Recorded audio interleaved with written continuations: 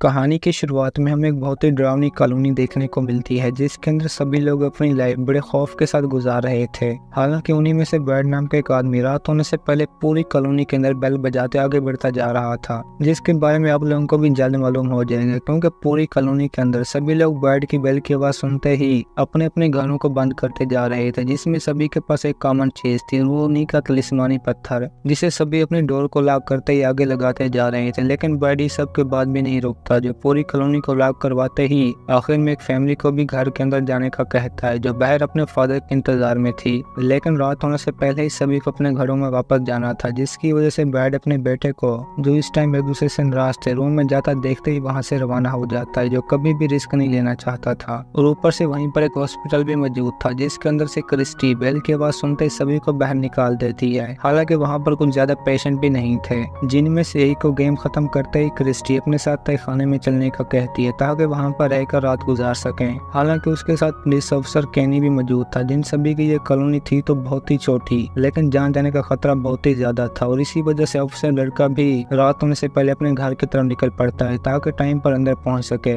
जिसके बाद केनी के जाते क्रिस्टी भी अपने स्टोन को डोर के ऊपर लगा देती है ताकि पूरी रात महफूज रह सके। और ये सभी कॉलोनी वाले ऐसा इसलिए कर रहे थे क्योंकि यहाँ पर रात टाइम एक बहुत ही खतरनाक आत्मा लोगों को मारने के लिए आती थी, जिससे बचने का बस एक ही रास्ता था और वो ये स्टोन। अब दूसरी तरफ ब्रैड भी सभी कॉलोनी वालों को अपने अपने घरों में पहुंचाते खुद स्टेशन के अंदर पहुंच जाता है, जिसकी दूसरी तरफ अब हमें भी फ्रैंक नाम का एक और आदमी देखने को मिलता है जो इसी टाइम बार के अंदर पूरी तरह नशे में था। हालांकि उसे वहां का वर्कर जाने के लिए भी बहुत कहता है, लेकिन कोई भी फायदा नहीं होता। और इसी के साथ फ्रैंक की फैमिली भी अपने घर में फ्रैंक का इंतजार कर रही थी ताकि उसी के साथ डोर लॉक करें, लेकिन ऐसा बिल्कुल भी नहीं होता। जो दोनों माँ बेटी रात के ज्यादा होने पर उसी वक्त ही घर के अंदर पहुंच जाती हैं ताकि शैतानी मॉन्स्टर के आने से पहले खुद को महफूज कर लें। लेकिन बीच में इनसे भी एक बहुत ही बड़ी गलती हो जाती है। जो मैगन को अकेला छोड़ते जो ही डोर लॉक करती है तो बीच में बच्ची को भी अपने घर से बाहर किसी बूढ़ी की आवाज सुनाई देने लगती है जो मैगन को अपनी ग्रैंडमा कह रही थी। और होता भी ऐसा ही है क्योंकि वो पूरी तरह फ्रैंक की मॉम जैसी लग रही थी जो इसी टाइम मैगन से विंडो ओपन करने का कहती है। और ये सब कुछ लॉरेन खुद भी देख रही थी, जिसके मना करने से पहले ही मैगन के विंडो खोलने पर इन दोनों माँ बेटी की भी वहीं पर मौत हो जाती है। जो सब कुछ बर्दाश्त कर पाना ब्रैड के लिए बहुत ही मुश्किल था क्योंकि फ्रैंक को अब तक भी मालूम नहीं था कि मेरी फैमिली के साथ क्या हुआ, जो इस टाइम बार से बाहर निकलते ही अपने घर की तरफ रवाना हो जाता है। लेकिन वहां पर पहुंचने के बाद का सीन ही कुछ अलग था, जो घर के सामने लोगों को देखते और भी परेशान हो जाता है। हालांकि उसे पहले तो कुछ भी समझ नहीं आ रहा था, लेकिन जल्दी ब्रैड के बाहर आने पर इसे भी हर चीज का पता चल जाता है, जो सब कुछ बस फ्रैंक की एक ही गलती से हुआ था, जिसकी वजह से ब्रैड भी इसे जोरदार थप्पड़ मारने लगता है क्योंकि वो जानता था कि मेरी एक छोटी बच्ची भी है जिसकी खातिर मुझे टाइम पर घर जाना चाहिए। और ऊपर से इसने घर में विंडोज भी लॉक नहीं की थी। अब आखिर में ब्रैड भी फ्रैंक को साथ लेकर उसी की फैमिली के पास पहुंच जाता है, जहां पर दोनों माँ बेटी को चुड़ैल ने बहुत ही बुरी तरह मार दिया था, जिस सब से पूरी की पूरी कॉलोनी बहुत ही डर जाती है क्योंकि यहाँ पर पहली घटना घटे पूरे 96 डेज हो चुके थे और अब ये सारा का सारा टाइम टेबल भी खत्म हो गया था। जिसकी दूसरी तरफ अब हमें भी एक और फैमिली देखने को मिलती है जिसमें हस्बैंड वाइफ जिम और टैबी के होने के साथ साथ दो बच्चे जूली और पैथन भी शामिल थे,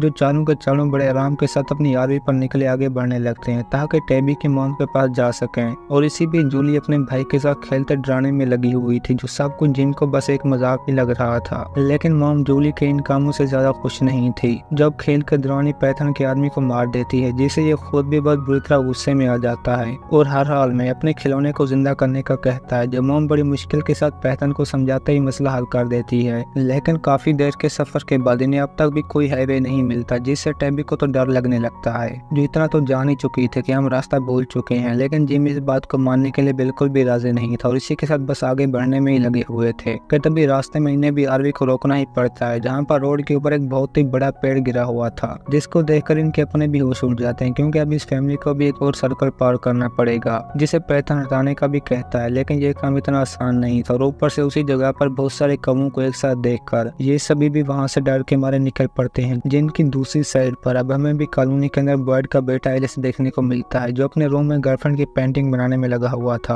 और इस सब से फातिमा थी भी बहुत हैप्पी, जो नहीं जानता था कि उसका फादर भी मेरे घर में पहुंच चुका है, जहां पर ये कॉलोनी से कुछ दूर एक और जगह में लाइफ गुजारते थे, जिसकी सीनियर के साथ मिलते ब्रैड भी एलिस के रूम में पहुंच जाता है ताकि उसे मेगन की मौत का बता सके। लेकिन ये सब कुछ सुनने के बाद एलिस पर इस सब का जरा भी असर नहीं होता, जो सभी जानते थे कि इस जगह पर रात टाइम एक भी गलती से पूरी फैमिली की जान जा सकती है। और इसी के साथ ये फादर को भी मेगन की प्रार्थना पर आने से मना कर देता है, जिन दोनों के बीच में पूरा का पूरा शौक आंकड़ा था। अब दूसरी तरफ चलते हैं जिम के पास, जो अपनी गाड़ी को चलाता ही आखिर में उसी कॉलोनी के अंदर पहुंच जाता, जहां बॉयड अपने साथियों के साथ रहता था, जो सभी इस टाइम मेगन की ग्रेव पर प्रार्थना कर रहे थे। और कॉलोनी में एंटर होने के बाद जिम को भी ये सब कुछ बहुत अजीब लगता है। और इसी वक्त बॉयड भी इन सभी को देखकर बहुत ज्यादा परेशान हो जाता है, क्योंकि आज तक जो भी इस कॉलोनी में आया कभी भी वापस नहीं जा सकता। और इसी वजह से पहली बार सभी को जिम से सच बताने के लिए भी मना करता है, क्योंकि इस तरह उनकी परेशानी में और भी इजाफा हो जाएगा। जिस बात पर अमल करते प्रार्थना खत्म होने के बाद कोई भी जिम को रिप्लाई नहीं दे रहा था कि उन्हें किस तरफ जाना चाहिए, सिवाय बॉयड और पुलिस वाले कैनी के, जो जिम से मिलते ही उसे बिल्कुल सीधा जाने का कहते हैं। और ये भी सारी बात सुनते हैं गाड़ी को लेकर अपनी मंजिल की तरफ निकल पड़ता है, जो इसे कभी भी नहीं मिलने वाली थी। और इस सब के बारे में बॉयड खुद भी जानता था कि ये फैमिली जहाँ से कभी वापस नहीं जा सकती, जो इस टाइम बस एक ही रास्ते पर आगे जा रहे थे, लेकिन कहीं पर भी मंजिल का नामो निशान नहीं था, जिससे टैबी तो बहुत ही परेशान हो जाते हैं। जो सभी इस बार दोबारा उसी कॉलोनी के अंदर पहुंच जाते हैं, जिसके बारे में जिम पहले तो टैबी की एक भी बात नहीं सुनता, क्योंकि वो जान चुकी थी कि हम जितना भी चाहें यहाँ से बाहर नहीं निकल सकते, और ऊपर से घूम भी सर्कल के अंदर रही हैं। जिसकी बातों पर तीसरी बार कॉलोनी में एंटर होते जिम को भी यकीन हो जाता है कि यहाँ पर कुछ ना कुछ तो गलत है ही, जिसकी वजह से गुस्से की हालत में अपनी आरवी को उल्टी तरफ चलाना शुरू कर देता है, जो सब कुछ बॉयड भी वहीं पर देख रहा था। और इस बार सभी को रोकने के लिए पूरे के पूरे रोड पर ट्रैप लगा देता है, ताकि उन्हें रोककर अपने घरों में सेफ रख सकें। जो इस टाइम बस आगे जा ही रहे थे कि बीच में गाड़ी के सामने आने पर इनका भी जोरदार एक्सीडेंट हो जाता है,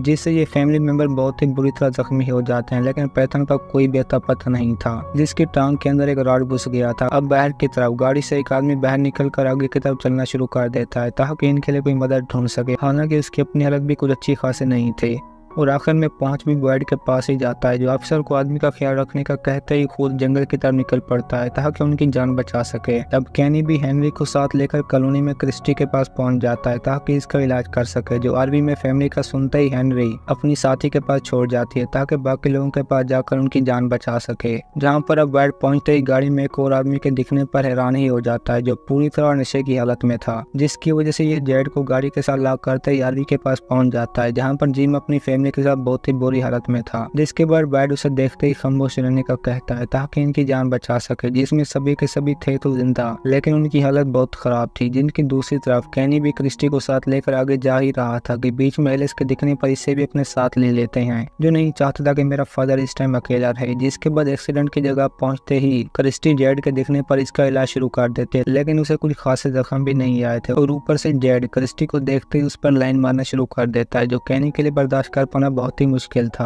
जिसके बाद क्रिस्टी से कहते ही बॉयड के पास जाने का कहता है, जिन्होंने टैबी और जूली को बाहर भी निकाल लिया था, जिसे बर वक्त ट्रीटमेंट देने के लिए गाड़ी के अंदर ही रुकना पड़ेगा। जिससे बॉयड के होश ही उड़ जाते हैं, क्योंकि रात होने से भी पूरे 40 मिनट बाकी थे, जिसकी वजह से खुद पत्थर के भरोसे अकेले ही गाड़ी में रात गुजारने का सोचते हैं, जिसके लिए क्रिस्टी खुद भी मान जाती है। हालांकि कैनी उसे रोकने की बहुत कोशिश करता है, लेकिन कोई फायदा नहीं होता। और अब टैबी भी अपने बेटे को अकेला छोड़कर नहीं जाना चाहती थी, जिसके बारे में वो बड़ी मुश्किल के साथ जिम को समझाते ही जाने के लिए राजी कर लेता है। हालांकि उसे खुद भी समझ नहीं आ रहा था कि रात टाइम इस जंगल में किस चीज का खतरा है, लेकिन फिर भी जूली और टैबी कैनी के साथ कॉलोनी की तरफ निकल पड़ते हैं, जबकि बॉयड क्रिस्टी और जिम पैथन के साथ ही गाड़ी में रात गुजारेंगे। जहां पर अंदर आते बॉयड बिना टाइम वेस्ट किए ही पूरी आर्मी को बंद कर देता है, लेकिन उन्हें दूसरी तरफ हेनरी की कोई भी खबर नहीं थी, जिसे क्रिस्टी के साथ ही बैंडेज करने के बाद जो ही पीछे छोड़ जाती है, तो बीच में हमें वहीं पर सारा नाम की एक और लड़की देखने को मिलती है, जिसके इरादे तो बिल्कुल भी अच्छे नहीं थे। और होता भी ऐसा ही है, जो हेनरी के साथ बातों के दौरान ही उसी की गर्दन में कील घुसा देती है, जिस सबसे अनजान बॉयड भी आखिर में गाड़ी के ऊपर स्टोन को लटका देता है ताकि हम पूरी रात आत्माओं से महफूज रहें। हालांकि ये सब कुछ जिम को अजीब भी लगता है, लेकिन ये टाइम उसे समझाने का नहीं था। जो पैथन के होश में आते ही उसी के इलाज को शुरू कर देते हैं, जिनके करीब पीछे पीछे सभी लोग आरवी के करीब ही इकट्ठा होना शुरू कर देते हैं। और ये कोई और नहीं बल्कि वही लोग थे जिन्होंने ग्रैंडमा बनकर मेगन को भी मार दिया था। जबकि दूसरी तरफ कैनी की गाड़ी भी रास्ते में जाते वक्त अपने लगाए हुए ट्रैप के अंदर पंचर हो जाती है, जिसके बाद ये भी जूली और टैबी से बिना रुके कॉलोनी तक पहुंचने का कहते हैं, चाहे फिर रास्ते में जो भी हो जाए।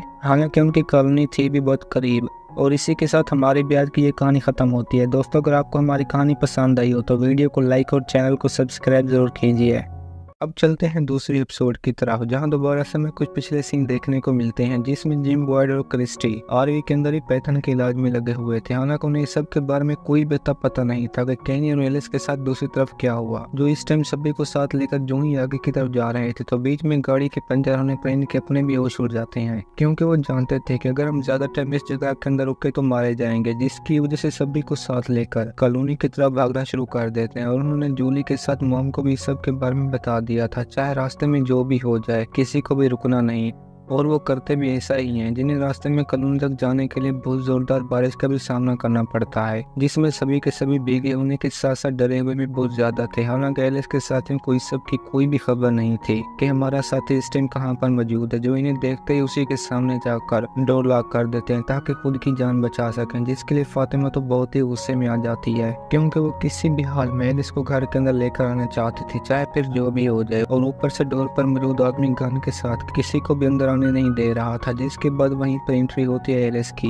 जो सभी को साथ लेते ही अब घर के सामने पहुंच जाता है। लेकिन आगे डोर ना खुलने पर इनके तो होश ही उड़ जाते हैं, क्योंकि वो जानते थे कि अब मॉन्स्टर आने पर बस थोड़ी देर बाकी है, जिसके बदले में टाइम के साथ अब जूली को भी वहीं पर कुछ लोग अपनी तरफ आते हुए नजर आते हैं, जिन सभी को इसने पहले कभी भी नहीं देखा था, और वो थे भी एक साथ पूरी टीम में। हालांकि उनमें से एक लड़के पर कैनी गोली के साथ फायर भी करता है, लेकिन फिर भी उन सभी के ऊपर गोलियों का जरा भी असर नहीं होता, जो आखिर में इस घर की सीनियर आते ही फातिमा के कहने पर डोर खुलवा देती है, जिसके बाद इनको भी घर में एंटर होते सुकून की सांस नसीब होती है। अब चलते हैं बॉयड के पास, जो बड़ी मुश्किल के साथ गाड़ी में पैथन के इलाज में लगे हुए थे ताकि उसकी जान बचा सकें। लेकिन ये काम भी कोई आसान नहीं था, क्योंकि बीच में अब इनकी गाड़ी के ऊपर भी सभी मॉन्स्टर बाहर आ चुके थे, जिससे बॉयड भी बहुत डरा हुआ था कि कहीं हमने कोई गलती तो नहीं की। हालांकि अब तो उन्हें उसी वक्त गाड़ी में मदद करने की भी आवाज सुनाई देती है कि अगर तुम्हें हमारी हेल्प चाहिए तो अंदर आ जाएं। लेकिन बॉयड ये गलती कभी भी नहीं करना चाहता था। हालांकि इस सब के लिए जिम तो वहीं पर ही मान जाता है, लेकिन उसे इस कॉलोनी की एक भी चीज के बारे में पता नहीं था कि यहाँ पर क्या होता है, जिसकी वजह से बॉयड उसी वक्त ही मना कर देता है। लेकिन जिम अपने बेटे को बचाने की खातिर उसकी बात मानने के लिए राजी नहीं था, जिसके बदले में बॉयड और उसकी आपस में लड़ाई भी होती है, जिन्होंने कभी इमेजिन भी नहीं किया था कि हम इस तरह के जंगल में फंसेंगे। और अब जिम को भी बॉयड के साथ हारने के बाद दोबारा पैथन के साथ बैठना पड़ता है। और अब तो बॉयड ने उसे इतना भी बता दिया था कि इस जगह के अंदर रात टाइम बहुत ही खतरनाक मॉन्स्टर घूमते हैं, जिन सभी के बारे में हम खुद भी नहीं जानते कि ये कौन है। लेकिन अगर ये हमारे घरों में एंटर हो जाएंगे तो वो अंदर आने के बाद किसी को भी नहीं छोड़ते। और इस बार भी ये हमसे तलिस्मान पत्थर नीचे उतारने का कह रहे हैं, ताकि इसके उतरने पर इन सभी को भी गाड़ी के अंदर एंटर होते मार दें, जो बॉयड कभी भी नहीं उन्हें देगा। और इस बात से जिम को खुद भी बहुत अजीब लगता है। जबकि दूसरी तरफ चलते हैं टैबी और जूली के पास, जो घर में एंटर होते ही बंदी बना लिए जाते हैं, क्योंकि इस जगह का ये सबसे पुराना असूल था, जो नए आने वाले लोगों को पकड़ते ही इसी तरह बांध कर किलर्स के बारे में बताते थे। जिसके बाद जूली को अलग और टैबी को एक और रूम में लॉक कर दिया जाता है, ताकि इन्हें इस जगह की हकीकत के बारे में बता सकें, जिसके लिए दोनों माँ बेटी बहुत ही डरी हुई थी। और एलिस ने भी सीनियर के कहने पर जेड को इलाज के लिए बांध दिया था, ताकि ये उसकी जान बचा सकें, क्योंकि रास्ते में आते वक्त ये भी गिर कर बहुत बुरी तरह जख्मी हो गया था, जिसको वहीं पर एक लड़की देखते ही लट्टू हो जाती है, क्योंकि ये लड़का रूमी को बहुत ही पसंद आ गया था, जिसकी वजह से एलिस के जाने के बाद खुद भी उसी के साथ बैठ जाती है, ताकि इसके होश में आते सब कुछ बता सके, जिससे एलिस खुद भी बहुत हैरान था। और अब चलते हैं सीनियर के पास, जो टैबी के पास जाते उसे हर चीज के बारे में बताने लगती है कि तुम्हें मॉन्स्टर पर यकीन है या नहीं। लेकिन कोई भी फायदा नहीं होता, क्योंकि टैबी को इस वक्त बस अपनी बेटी की ही पड़ी थी, जिसकी वजह से सीनियर जो ही टैबी की रस्सियां खोलती है तो ये भी बिना देरी किए डोर ओपन करते वहां से भागने में लग जाती है, जो बात सीनियर को जरा भी पसंद नहीं आती, क्योंकि वो इसे समझाने में लगी हुई थी, जबकि ये औरत तो सुनने का नाम ही नहीं लेती। जिसकी बेटी को भी इस टाइम एक और रूम में लॉक कर दिया जाता है, जहाँ पर सबसे पहले एंट्री भी एक रिक नाम के आदमी की होती है, जो जूली के पास आते ही बातों में लग जाता है, जिससे ये लड़की तो बहुत ही डरी हुई थी, जो नहीं जानती थी कि इस बूढ़े के क्या कमाल हैं, जिसको बीच में बातें करता देखते ही फातिमा वहां से जाने का कहती है, जिससे ये लड़की बहुत ही पसंद आ गई थी। और वो सबसे पहले जूली को ये भी बता देते कि तुम एक बहुत ही खूबसूरत लड़की हो, जो सुनकर इसे तो बस एक मजाक ही लग रहा था, क्योंकि घर में इसकी जरा भी इज्जत नहीं थी। और फातिमा भी सब कुछ खत्म करते जूली को इस कॉलोनी के बारे में इंफॉर्मेशन देने लगती है कि यहाँ पर तुम्हें अपनी लाइफ किस तरह से गुजारना है। और ये बात सुनकर जूली खुद भी बहुत डरी हुई थी, जिसे फातिमा हाथ खोलते ही अब और ज्यादा बताने लग जाती है, जो आगे जाते जूली के होश ही उड़ा देती है, क्योंकि अब फातिमा उसे ले भी एलिस के रूम में गई थी जो पूरी तरह से पेंटिंग में फुल था। और जूली उन्हें देखकर हैरान हो जाती है, जो नहीं जानती थी कि इस जगह के अंदर भी इस तरह का पेंटर मौजूद होगा, जहाँ पर सभी की सभी पेंटिंग बहुत ही खूबसूरत होने के साथ साथ कमाल की भी थी। और जूली भी फातिमा को बता देती है कि ये लड़का बहुत ही कमाल का है, जो अपने बॉयफ्रेंड की तारीफ सुनने के बाद खुद भी बहुत हैप्पी हो जाती है। जहाँ पर अब वो जूली को अपने बारे में भी सब कुछ बता देती है कि हम इस जगह रात टाइम सारी विंडोज लॉक करके सोते हैं और इसी रास्ते से ही हमारी जान बची हुई है, वरना बाहर मौजूद सभी मॉन्स्टर किलर अंदर आते ही इनकी जान ले लेते हैं। और वो तो जूली को ये भी बता देती है कि इस जगह पर हमारी जान भी बस इसी तलिस्मान पत्थर की वजह से बची हुई है, जिन सभी से अनजान। अब क्रिस्टी भी पैथन के इलाज करने में लगी हुई थी, लेकिन तब्दीली के कोई भी चांस नहीं थे, और ऊपर से ये किलर भी उन्हीं की गाड़ी के ऊपर पहुंच जाते हैं। हालांकि मदद का सुनते जिम भी उन्हें विंडो से बाहर देखने लगता है, जो बात वाइट को जरा भी पसंद नहीं आती, क्योंकि वो जानता था कि हम तलिस्मान की वजह से ही महफूज हैं। लेकिन ज्यादा आवाज सुनने के बाद अब क्रिस्टी भी बहुत ज्यादा डर जाती है कि हम बचने वाले हैं या नहीं, क्योंकि ये लोग तो अब पहुंच भी उन्हीं की गाड़ी के ऊपर गए थे, जिसकी वजह से वाइट भी बस बच्चे के ऊपर तवज्जो देने का कहता है। हालांकि इनकी दूसरी तरफ अब कैनी भी अपने फादर को लेकर बहुत परेशानी में था कि अब वो किस हाल में होगा, जिनका ऊपर से दिमाग भी कुछ हिला हुआ था, और इसी के साथ कैनी की एलिस से भी नहीं बनती थी, जिसके मुंह से वो अपनी क्रिस्टी का सुनता तो बहुत ही गुस्से में आ जाता है, क्योंकि वो नहीं चाहता था कि मेरी क्रिस्टी उस जगह पर रहे। हालांकि इसने तो क्रिस्टी को रोकने की भी बहुत कोशिश की, जिसकी बात ना मानने पड़ा। कैनी को भी आखिर में वापस आना ही पड़ता है, जहाँ पर कैनी का फादर इस टाइम नर्स के साथ खेलने में लगा हुआ था ताकि खुद को मसरूफ रख सकें, लेकिन ये खेल भी उनकी जिंदगी का आखिरी खेल था, जिसके बारे में वो बस नर्स के साथ बातों में ही मसरूफ था। कि बीच में हमें भी उसी वक्त हॉस्पिटल के अंदर सारा नाम की लड़की देखने को मिलती है, जिसने पिछले एपिसोड में तो हेनरी को मार भी बहुत बुरी तरह दिया था, लेकिन अब तक भी वो वहीं पर रुकी हुई थी। और ऊपर से सारा के अपने अंदर भी मॉन्स्टर मौजूद था, जो उसी के कंट्रोल में आते अपने सामने दिखने वाले सभी लोगों को मारने लग जाती, जिस सब के बदले में इसे भी बहुत दुख होता, क्योंकि वो नहीं चाहती थी कि मैं लोगों की जान लूं, लेकिन मॉन्स्टर के कंट्रोल में ये किसी बात को भी नहीं सोच पाती थी। और इस बार भी ये हेनरी की जबान काटने में लग जाती है, जिस बात से बेखबर केनी भी फादर के साथ बातों में मसरूफ था कि मेरा फादर किस तरह होगा, जिसने कभी भी लाइफ में अपने फादर को अकेला नहीं छोड़ा था। और दूसरी तरफ क्रिस्टी भी बड़े आराम के साथ पैथन की बॉडी से रॉड निकाल लेती है। हालांकि उसे इस सब में तकलीफ तो बहुत ही हो रही थी, लेकिन फिर भी ये बड़ी चालाकी के साथ उसकी बॉडी से रॉड निकाल कर बैंडेज कर देती है ताकि और ज्यादा खून ना बहे। लेकिन जूली को इस सब का कोई भी पता नहीं था, जो आखिर में पहुंच भी एलिस के रूम में ही जाती है, जो इंटर होने के बाद जो ही बेड पर जाते सोने लगता है, तो बीच में जूली को देखते इसके भी होश उड़ जाते हैं, क्योंकि वो नहीं जानता था कि जूली यहाँ पर अब तक भी मौजूद है। जिसके बाद दोनों ही बातों में लग जाते हैं, जहाँ जूली उससे पेंटिंग के बारे में भी पूछने लगती है, जो एलिस का बचपन से सपना था। जिस सब को सुनते टेबी भी बहुत हैरान हो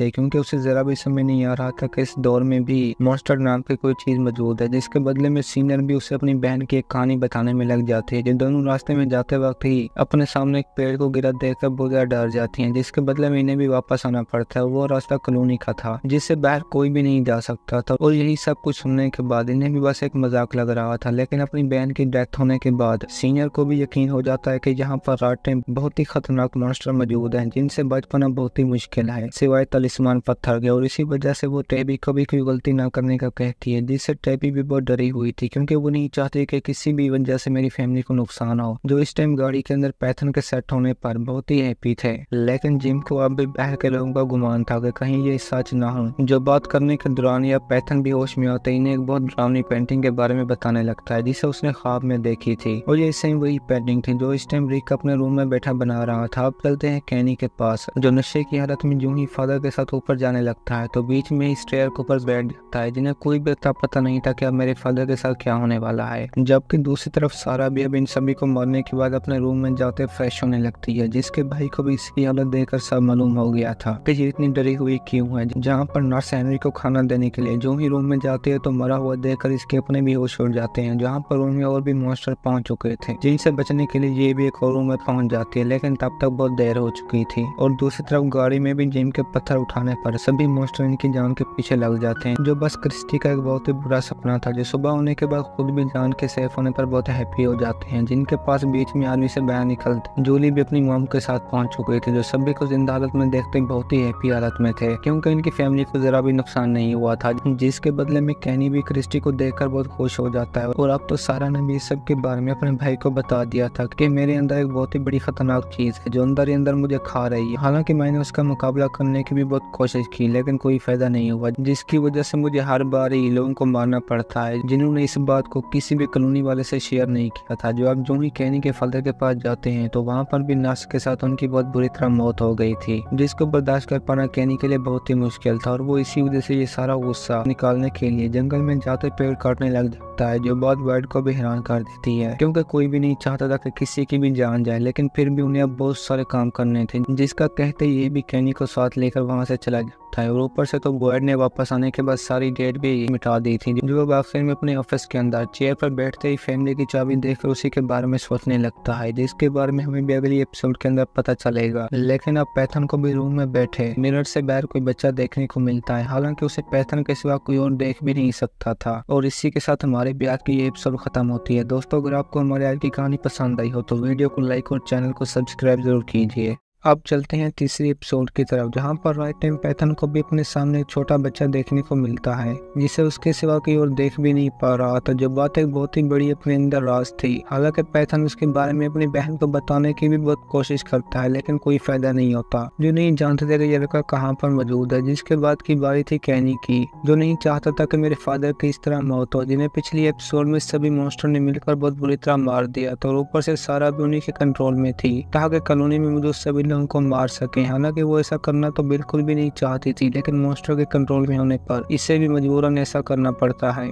जिसके बारे में अब ख्वाब के अंदर टैबी मॉन्स्टर देखकर खुद भी बहुत बुरी तरह डरी हुई थी, जिनके बारे में कॉलोनी के अंदर किसी को भी पता नहीं था। जो इस टाइम वजह करने के बाद वहीं पर एक साथ सोए हुए थे। उन्हीं में टैबी भी आखिरकार नींद से जागते जिम को इस सब के बारे में बता देती है कि ये जगह बहुत ही खतरनाक है, जहाँ पर मॉन्स्टर इंटर होते सभी को हमला कर देते हैं। जो था तो बस टैबी का एक सपना, लेकिन फिर भी सबका डर आज तक डोना और उसके साथ ही वाइट के दिल में मौजूद था, जो इस टाइम अपने रूम के अंदर जेड को आवाज करता सुनते ही बहुत गुस्से में आ जाते हैं, क्योंकि डोना नहीं जानते थे कि ये लड़का भी उन्हीं के साथ आया हुआ है, जिसके बदले में इसको भी शुरुआत से हर चीज का बताना पड़ेगा। जो काम था तो बहुत ही मुश्किल, लेकिन डोना भी बिना रिस्क लिए जेड को हर चीज के बारे में बताने लगती है कि ये पूरी कॉलोनी मॉन्स्टर के कंट्रोल में है, जिसके बारे में सोच कर दूसरी तरफ वाइट का अपना भी यही हाल था, जिन्होंने आज के दिन फ्रैंक को अपनी बीवी और बेटी के मरने की सजा देनी थी। और इसी बारे में सोच कर वाइट खुद भी बहुत बुरी तरह डरा हुआ था, क्योंकि वो नहीं चाहता था कि मैं फ्रैंक को कोई भी सजा दूं, जहां पर उसे किसी को मारने की बजाय बस रात टाइम एक बॉक्स के अंदर डालना था, जिसे वाइट ने इस कॉलोनी में सभी लोगों को सजा देने के लिए बनाया था। और इस बार ये इस्तेमाल भी पहली बार होने जा रहा था, जो सारा कोई फ्रैंक की गलती से हुआ था। और वो खुद भी इस बारे में जानता था कि मेरी फैमिली बस एक ही गलती से मारी गई, जिसके बदले में मेरे लिए ये सजा बिल्कुल भी कुछ नहीं। और इसी के साथ वाइट फ्रेश होने के बाद पहुंच भी अपने ऑफिस में जाता है, जहाँ पर इस टाइम जेल के अंदर फ्रैंक सोया हुआ था। और वाइट इसे देखते ही अपने बारे में एक सच बता देता है कि मैं ये सब कुछ कोई जाती दुश्मनी नहीं बल्कि तुम्हारी की हुई गलती की सजा दे रहा हूँ, जिसको फ्रैंक खुद भी अच्छी तरह से जानता था और उसे ये सजा भी कबूल थी। जिससे वाइट पहले तो बहुत ही हैरान होता है, लेकिन फ्रैंक के मुंह से अपनी बेटी के बारे में सुनते इसके भी होश उड़ जाते हैं। जो जानता था कि अगर मैं उस रात घर टाइम से जाता तो मेरी फैमिली कभी भी ना मरती, जिसको वाइट अब अपने साथ लेते पहुंच भी एक जंगल के अंदर जाता है, जहाँ पर फ्रैंक अपनी बेटी के साथ आया करता था। और ये जगह उसे पसंद भी बहुत ज्यादा थी, जिसकी वजह से वाइट को कुछ टाइम यहीं पर रुकने का कहता है ताकि अपनी बेटी की अच्छी यादों के साथ अपनी जिंदगी के आखिरी लम्हे गुजार सकूं। जिसके बदले में वाइट भी इसे जाने से पहले तलिस्मान पत्थर दे देता है ताकि इसके साथ रात टाइम उसकी जान बची रहे। जो सारा कुछ बस इसी का अपना ही प्लान था ताकि फ्रैंक को कुछ भी ना हो। जिनकी दूसरी साइड पर अब डोना भी जेड को सुबह होने से पहले हर चीज की इन्फॉर्मेशन दे देती है कि किस तरह तुम इसी घर के अंदर अपनी लाइफ गुजारनी है। हालांकि ये सारा प्रोसेस था तो बहुत ही मुश्किल, लेकिन फिर भी जेड को रूल्स फॉलो करने पड़ेंगे, वरना एक भी गलती से उसके साथ बाकियों को नुकसान पहुंच सकता है। जो सारा कुछ बस जेड को एक मजाक ही लग रहा था और वो इसे बस एक पजल समझ रहा था कि हम इस जगह के पजल सॉल्व करते बाहर निकल सकते हैं, जिससे डोना को भी यकीन हो जाता है कि ये लड़का हमें किसी बड़ी मुश्किल में डाल सकता है। जो इस टाइम कॉलोनी से बाहर निकलते अपने सामने लोगों को देखकर बहुत हैप्पी हो जाता है, जिससे ये सारा कुछ बस सिनेमैटिक के अंदर एक फिल्म ही लग रही थी, जिसके अंदर जेड अपने सामने एक लड़की के दिखने पर साइकिल लेते ही वहाँ से आगे की तरफ निकल पड़ता है ताकि इस कॉलोनी के बारे में और जान सके। जिसके अंदर पैथन अब तक भी उसी व्हाइट शर्ट वाले बच्चे के साथ बातों में लगा हुआ था, लेकिन वो एक दिन भी पैथन के साथ कॉलोनी के अंदर नहीं घुसा। जिसके बीच में उसी वक्त मॉम आते ही पैथन के साथ बातों में लग जाती है, जो हर हाल में बस यहाँ से बाहर निकलना चाहता था, जिससे मॉम अपने पाँव के सेट होने तक इसी बेड के ऊपर ही रहने का कहती है।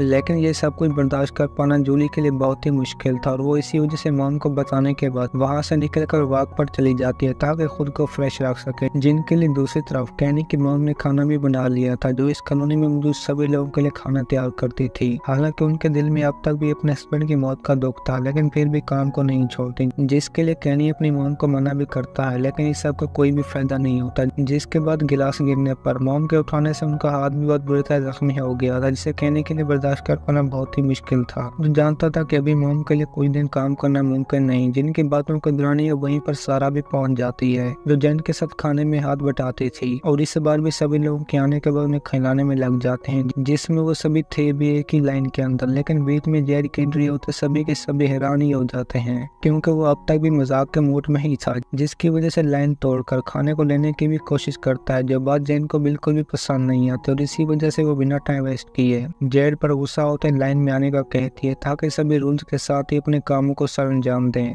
जिन सभी से दूर विक्टर अब तक भी अपनी कैलकुलेशन में लगा हुआ था, ताकि इस कॉलोनी से बाहर जाने का रास्ता ढूंढ सके, लेकिन ये बस उसी का सपना ही रह जाना था, जिसकी कैलकुलेशन के मुताबिक सभी पेड़ जंगल से बाहर निकल कर आगे की तरफ जा रहे थे, जो इन सभी के लिए मसला तो बहुत ही बड़ा था। लेकिन जूली तो इन सभी की फार्मिंग देखकर ही हैरान हो जाती है, जहां पर सभी लोग अपने खाने को भी खुद ही उगाते थे, जिसके बारे में फातिमा उसे यकीन दिलाती है कि जल्द तुम भी इस जगह के अंदर रहना सीख जाओगी। जिसका फादर इस टाइम अपनी फैमिली के पास जाते ही बहुत हैप्पी अंदाज में मजे करने लगता है, जो पैथन के कपड़े भी गाड़ी से बाहर निकाल कर ले आया था, और जिम तो इस बार अपनी फैमिली को खुश करने के लिए उन्हीं के साथ खेलना शुरू कर देता है, जिससे पैथन तो बहुत ही हैप्पी हो जाता है, क्योंकि अब तो जिम ने टेबी को भी नहीं छोड़ा था, जहाँ पर बीच में जूली के आने पर जिम उसे भी नहीं छोड़ता, जो पूरी तरह से एक बहुत ही हैप्पी फैमिली थी, जिन्हें उसी वक्त डोना आते ही फादर के पास जाने का कहती है, ताकि खुद के रहने की जगह चूज कर लें, जिसमें उनके पास बस दो ही रास्ते थे, जिनमें से एक कॉलोनी और दूसरा टाउन हाउस में रहने का, और ये उन्हीं में से एक को ही चूज कर सकते हैं, जो बात इस फैमिली के लिए बहुत ही मुश्किल थी, जिसकी वजह से फादर भी अब इन सभी को अपने साथ ले जाकर फ्रैंक के हाउस में पहुंचा देता है। लेकिन रास्ते में टेबी के मुंह से बॉस का सुनते हैं,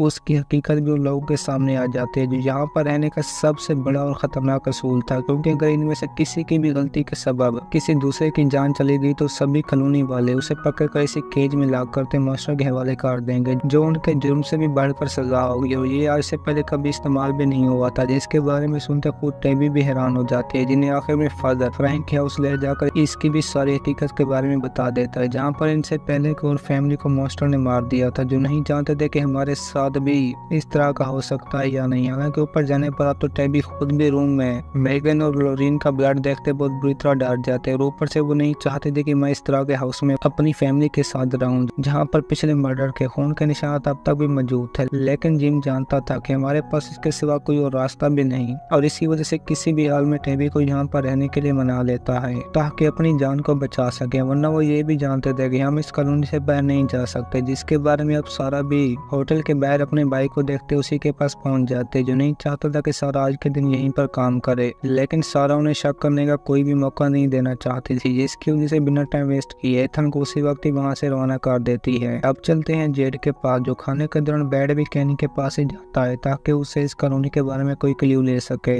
लेकिन ये उसकी सबसे बड़ी गलती थी, जो जान चुका था कि ये आदमी कभी भी जिंदा नहीं रह सकता, जिसे इतनी बड़ी हकीकत बस एक मजाक ही लग रही है। हालांकि वो जेड को इस सबसे बाहर आने का भी कहता है, लेकिन कोई फायदा नहीं होता, जिसके जाने के बाद कैनी यही सब कुछ क्रिस्टी को भी बता देता है कि ये आदमी ज्यादा टाइम जिंदा नहीं रह सकेगा, जिसके दिल में बस कैनी के लिए बहुत ही प्यार था, और यहीं पर इन दोनों की दोस्ती की शुरुआत भी हो ही जाती है, जिन्हें जरा भी इतना पता नहीं था कि दूसरी तरफ पैथन इस वक्त क्या कर रहा है, जिसके चलने के लिए वेलेस ने लकड़ी के साथ एक स्टैंड भी बना लिया था, ताकि वो आसानी के साथ इसकी मदद से चल सके, जो बात जूली को बहुत ही अजीब लगती है, क्योंकि वो नहीं जानती थी कि ये लोग हमारी मदद क्यों कर रहे हैं, जो फातिमा सुनते ही हल कर देती है कि हम यहाँ पर बस एक दूसरे के लिए जिंदा रहते हैं। जिन सभी से लगा विक्टर भी अपनी कैलकुलेशन के बारे में पैथन को बता देता है कि ये पेड़ आहिस्ता से आगे बढ़ रहे हैं, जिससे ये बच्चा भी बहुत हैरान हो जाता है, क्योंकि वो भी जानता था कि इस जंगल में एक ऐसा बच्चा भी मौजूद है जिसके साथ मेरी दोस्ती होते हुए भी अंदर नहीं आ सकता, और यही सब कुछ विक्टर को सुनाते उसे भी हैरान कर देता है। जो पैथन को दिखने वाला बच्चा उसी का ही दोस्त था, जिसके साथ मिलने पर अब विक्टर भी उसे मेरी तरफ से हेलो कहने का कहता है, जो बात जूली को बिल्कुल भी पसंद नहीं आती, और वो इसी वजह से पैथन को साथ लेकर वहाँ से चली जाती है, जिन्हें ये आदमी पूरी तरह से क्रीपी लग रहा था। और ऊपर से अब जेड भी जंगल में जाता एक टनल के अंदर घुस जाता है, जो बस पूरी तरह से इसे बनाया हुआ एक प्लेन लग रहा था, जहाँ बीच में आगे जाते ये खुद भी अंदर एक आदमी की डेड बॉडी देखकर बहुत बुरी तरह डर जाता है, जो थोड़ी बहुत अभी तक भी जिंदा हालत में थी, जिसके बदले में बाहर निकलकर उसी वक्त ही वहाँ से निकल पड़ता है ताकि खुद को और मुश्किल में ना डाले।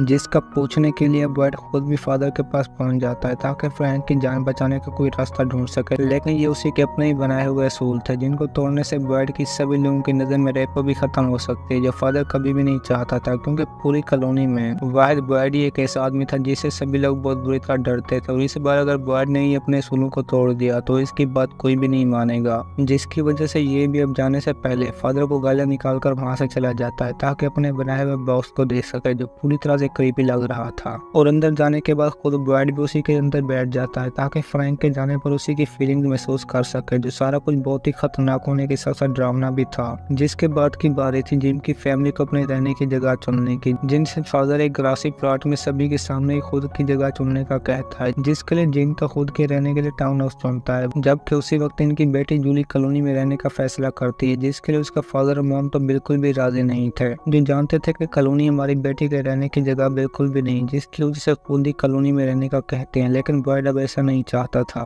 जिसके कहने पर उसका बेटा कॉलोनी में ही जूली का ख्याल रखेगा, जिसके फैसले से मॉम डैड तो बिल्कुल भी राजी नहीं थे, लेकिन जूली अब फातिमा के साथ उन्हीं में शामिल हो जाती है। और ऊपर से बीच में फ्रैंक आते उन्हें अपनी फैमिली के बारे में भी बताने लगता है कि मैं अपनी छोटी बेटी का कातिल हूँ, जिसकी वजह से ये सजा मेरे लिए बिल्कुल ही सही है। और वो इसी के साथ बर्ड का दिया हुआ पत्थर भी उसे वापस कर देता है ताकि मेरी जान कोई भी न बचा सके, जिससे जेड तो और भी हैप्पी हो जाता है। और बर्ड उसी वक्त जेड को कहने के हवाले करते वहाँ से जाने का कहता है, क्योंकि बर्ड इस वक्त जेड के साथ बात करने के बिल्कुल भी मूड में नहीं था। लेकिन ये लड़का भी किसी से कम नहीं था, जो आखिर में जेड को सच साबित करने के लिए उसी के साथी की ग्रेव के करीब ले आता है, जहाँ पर उसकी बॉडी से कपड़ा हटने पर इसे भी यकीन हो जाता है कि ये कोई मजाक नहीं बल्कि एक तलाक हकीकत है, जिसने उसके सबसे प्यारे साथी की जान ले ली। और अब तो रात होने से पहले सभी कॉलोनी वाले फ्रैंक को भी साथ लेकर बर्ड के बनाए हुए बॉक्स में लॉक कर देते हैं, जिसके अंदर उसने पूरी रात बितानी थी। और इस सबसे फ्रैंक को बहुत डर भी लगा हुआ था, लेकिन फिर भी हिम्मत करते वहीं पर बिना आवाज के बैठ जाता है, जिनके सभी मेंबर अब अपने घरों को लॉक करते ही पत्थर सामने लटकाने में लगे हुए थे, जो सब कुछ जिम भी उन्हीं की तरह ही करता है, जो फ्रैंक के घर में एंटर होने के बाद खुद भी सबसे पहला काम पत्थर को लटकाने का करता है, जिसके बाद कैनी भी सब कुछ साबित करता है, जेड को अपने घर में ले आता है ताकि वहाँ पर वो आराम के साथ अपनी लाइफ गुजार सके, जिसकी मॉम इस टाइम भी अपने हस्बैंड की यादों में बहुत बुरी तरह रो रही थी। और जिम भी सब कुछ खत्म करते पैथर को सुलाने के लिए बुक्स पढ़ने में लग जाता है, जबकि उनकी बेटी दूसरी तरफ पार्टी करने में मसरूफ थी। जिन सभी से अनजाना फ्रैंक के पास भी मॉन्स्टर आना शुरू हो जाते हैं, जिन सभी से ये डरा हुआ तो बहुत ही था, लेकिन फिर भी हिम्मत करते वहीं पर बैठ जाता है, जिसके बाद वह मॉन्स्टर भी फ्रैंक को बॉक्स में एंटर होने के बाद बुरी तरह मार देते हैं। और इसी के साथ हमारे आज की ये तीसरी एपिसोड भी यहीं पर खत्म होती है। दोस्तों, अगर आपको हमारी कहानी पसंद आई हो तो वीडियो को लाइक और चैनल को सब्सक्राइब जरूर कीजिए।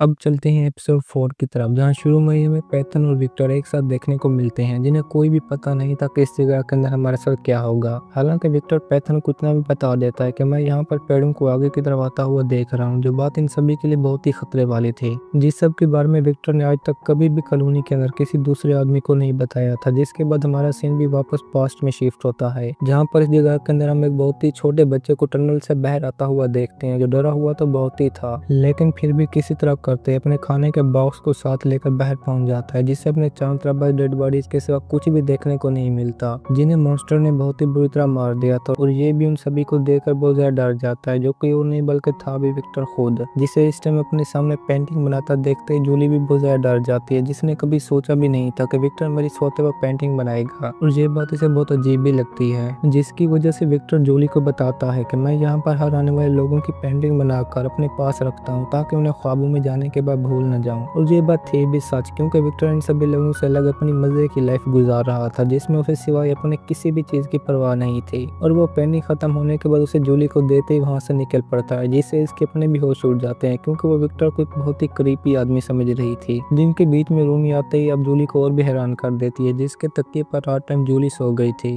और रूमी की याद दिलाने पर ये सब कुछ जूली को भी अच्छा नहीं लगता, जिसने लाइफ में कभी भी किसी की चीज नहीं उठाई थी। और इसी के साथ कुछ काम रूमी भी नहीं नहीं थे जो जूली की शर्ट सामान से लेते ही पहनकर उसी के सामने पहुंच जाती है। जो पहले तो जूली रूमी की ही समझ रही थी, लेकिन ऐसा बिल्कुल भी नहीं था और इस सब के बारे में जानने के बाद जूली को भी ये बात अच्छी नहीं लगती, क्योंकि रूमी के मुताबिक वो सब भी एक साथ रहने पर अपनी चीजें इस्तेमाल कर सकते हैं, जो जूली के लिए बर्दाश्त कर पाना बहुत ही मुश्किल था। अब चलते हैं ब्राइड के पास, जो सुबह टाइम नींद से जागते ही फ्रैंक की बॉडी के पास पहुंच जाता है, जिसे पिछले एपिसोड में मॉन्स्टर ने बहुत ही बुरी तरह मार दिया था। जिस सबसे इसे तकलीफ तो बहुत ही होती है, लेकिन फिर भी कुछ नहीं कर सकता। जबकि अच्छा हाल तो जिम और उसकी फैमिली का भी नहीं था, जहाँ पर सुबह नींद से जागते खुद टैबी भी बहुत जोर से रोने लगती है, क्योंकि वो नहीं चाहती थी कि मैं अपने बच्चों के साथ इस जगह के अंदर रहूं। यही सब कुछ वो जिम को भी बता देती है कि मैं जल्द अज जल्द यहाँ से बाहर जाना चाहती हूँ, जिसके पास और कोई भी रास्ता नहीं था सिवाय दिलासा देने को। और इसी बीच बातों के दौरान पैथन भी अपनी मॉम को रोता हुआ देखकर परेशान हो जाता है, जिसे हर हाल में अपनी बहन के साथ मिलना था, और इस सब के लिए फादर भी मान जाता है, जो प्लान के मुताबिक सुबह का खाना खाते ही जूली के पास मिलने के लिए जाएंगे। लेकिन मॉम खाने के लिए वहीं पर ही मना कर देती है, जिसका बिल्कुल भी मूड नहीं था कि मैं थोड़ा सा भी खाना खाऊं। और दूसरी तरफ ब्राइड भी अब फ्रैंक की डेड बॉडी को साथ लेकर आगे जा ही रहा था कि बीच में उसकी मुलाकात भी जिम के साथ हो जाती है, जिसकी वजह से ब्राइड पैथन को साथ देकर वहीं पर फ्रैंक की डेड बॉडी को छुपा देता है, ताकि बच्चे को इस सब के बारे में जरा भी पता न चले। जिसके बाद ये दोनों बाप बेटे एक साथ होटल में पहुंच जाते हैं, जहाँ पर जेन ने इन सभी के लिए बहुत ही अच्छे खाने तैयार कर रखे थे। जिसके बाद अंदर आते अब सारा भी जिम को पैथन के साथ एक टेबल पर ले जाती है ताकि इन्हें खाना दे सके। हालांकि अब तो सारा बनाने भी पैथन की पसंद का खाना गई थी, जिन्हें इस टाइम ब्राइड का जरा भी पता नहीं था, जो आखिर में फ्रैंक की डेड बॉडी को साथ लेकर फादर के पास पहुंच जाता है, जो नहीं चाहता था कि फ्रैंक की मौत के बाद ब्राइड इस तरह की लाइफ गुजारे। जिसकी वजह से ब्राइड को जाता देखते ही उसे अपनी राय देना शुरू कर देता है कि तुम इस कॉलोनी के सीनियर हो, सभी लोग तुम एक से ही बहुत ज्यादा डरते हैं, हालांकि तुम्हारे सिवा कोई कॉलोनी को संभाल में नहीं सकता, इसलिए वापस अपनी लाइफ में आ जाओ। जिस सब के लिए ब्राइड तो बिल्कुल भी राजी नहीं होता, जिसे फादर बीच में अपनी फैमिली के बारे में भी बताता है कि वो किस तरह मारी गई। लेकिन ये बात तो ब्राइड को और भी ज्यादा गुस्से में डाल देती, जो किसी भी हाल में अपनी फैमिली के साथ होने वाले सीन को याद नहीं करना चाहता था। जिसकी वजह से फादर भी बता देता है कि लोगों को तुम्हारी बहुत ज्यादा जरूरत है, हालांकि मैं इस जगह पर रह भी तुम्हारे आने से पहले रहा हूँ, लेकिन आज तक एक भी आदमी या औरत मुझसे नहीं डरती सिवाय तुम्हारे बनाए हुए असूलों के। जो बात ब्राइड के अपने ऊपर भी असर करती है, क्योंकि इसके कंट्रोल खत्म होने के बाद एक माह में 6 लोगों की जान जा चुकी है, जिसमें जेड का अपना दोस्त भी शामिल था। हालांकि वो अब केनी को साथ लेकर पहुंच भी उसी टनल के अंदर जाता है, जहां पर उसने पिछली एपिसोड में एक डेड बॉडी को देखा था। लेकिन इस बार अंदर जाने के बाद पूरा का पूरा टनल ही साफ था, जिससे इसके अपने भी होश उड़ जाते हैं, क्योंकि जेड नहीं जानता था कि वो डेड बॉडी कहां पर गई। जिस सबको केनी भी बस एक मजाक की समझ रहा था, क्योंकि वो जानता था कि ऐसा काम हर नए आने वाले के साथ होता है, जिसके बारे में जेड को भी बता देता है कि तुम भी बहुत जल्द हमारे साथ रहने के लिए तैयार हो जाओगे। लेकिन जेड भी रुकने का नाम नहीं लेता, जिसने अपनी लाइफ में हर तरह के ड्रग्स का इस्तेमाल किया था, जिसकी वजह से उससे बेहतर इस पूरी कॉलोनी में कोई भी सच और झूठ को नहीं देख सकता, जिसके बारे में केनी भी शेरिफ को सब कुछ बताने का कहता है, और इसी वजह से जेड को भी उसी के साथ जाना पड़ता है। जबकि दूसरी तरफ खाने की टेबल पर अब पैथन भी अपने फादर से इस जगह के अंदर रहने के बारे में पूछने लगता है कि हम कब तक यहाँ पर रहेंगे, जिससे जिम भी बहुत दुखी हो जाता है, क्योंकि इस सवाल का जवाब तो उसके अपने पास भी नहीं था। जिसकी वजह से पैथन को बस इतना ही बता देता है कि हम इस जगह से बहुत जल्द बाहर निकल जाएंगे, लेकिन तब तक तुम इसे बस एक वेकेशन ट्रिप समझो। और यही कहते 5वीं बात में जाता है, जहाँ पर हम पहली बार जिम को रोता हुआ देखते हैं, जो अपनी फैमिली को हर हाल में इस कॉलोनी से बाहर लेकर जाना चाहता था। लेकिन पैथन के पास भी अब उसी टाइम विक्टर पहुंच जाता है, जिसकी जानकारी के मुताबिक सभी ट्रेल 4 इंच आगे बढ़ चुके हैं, जो इनके लिए एक बहुत ही बड़ी परेशानी वाली बात थी। और ऊपर से वो पैथन को व्हाइट शर्ट वाले बच्चे की पेंटिंग दिखाकर उसी के पास जाने का कहता है। लेकिन ये सब कुछ वापस आने के बाद जिम को बिल्कुल भी पसंद नहीं आता, और इसी के साथ ये गुस्से में आकर विक्टर के ऊपर अटैक कर देता है, जिन्हें पैथन रोकने की भी बहुत कोशिश करता है, लेकिन कोई फायदा नहीं होता। और इसी के साथ अब ये घर वापस आने के बाद फादर से भी बातें करना छोड़ देता है, क्योंकि विक्टर को पैथन अपना एक दोस्त समझता था, जिसकी बहन भी इस वक्त बड़े जोर के साथ रो रही थी, जिसे जल्द महसूस हो गया था कि मैंने इस जगह पर रहने के लिए बहुत ही बड़ी गलती कर दी है, जिसे बीच में फातिमा आते ही देखकर परेशान हो जाते, जो जान चुकी थी कि जूली का ऐसा हाल रूमी की वजह से हुआ है। और ये भी अब जूली को फ्रेश करने के लिए ले भी अपने साथ बाहर जाती है, जहाँ पर वो दोनों कपड़े उतारने के साथ साथ थे भी बहुत ज्यादा हैप्पी। लेकिन बीच में मोम के आ जाने पर जूली बहुत ही परेशान हो जाती है, जिसकी मोम उसकी खातिर एक स्वेटर लेकर आई थी, जिसे वो पहले तो आराम के साथ ले भी लेती है, लेकिन जल्दी मोम के मुंह से वापस चलने का सुनते ये भी खुद को काबू में नहीं रख पाती। और इसी के साथ हमें भी जूली के अलग रहने की वजह मालूम हो जाती है, जिनके मॉम डैड अपने छोटे बच्चे थॉमस की डेथ को लेकर एक दूसरे से डिवोर्स ले रहे थे, जो बात जूली को भी मालूम हो जाती है, क्योंकि वो नहीं चाहती थी कि एक बच्चे की डेथ के बाद मॉम डैड हम दोनों को छोड़ दे, जिस गलती के बारे में मॉम को भी सब सच मालूम हो गया था। और इसी के साथ अब ये भी जूली के दोबारा स्वेटर देने पर उसे साथ लेते जिम के पास पहुंच जाती है, जहां पर जूली के बारे में सुनते ही इसके अपने भी होश उड़ जाते हैं। तभी बातों के दौरान इन दोनों की भी एक साथ लड़ाई शुरू हो जाती है, जिन्हें अंदर ठहरा पैथन सुन ही रहा था कि बीच में विक्टर आते उसे अपने साथ ले जाता है। जो दोनों अब जा भी एक साथ जंगल में रहे थे ताकि व्हाइट शर्ट वाले बच्चे को ढूंढ सकें, जिसके बाद दोनों ही एक दूसरे को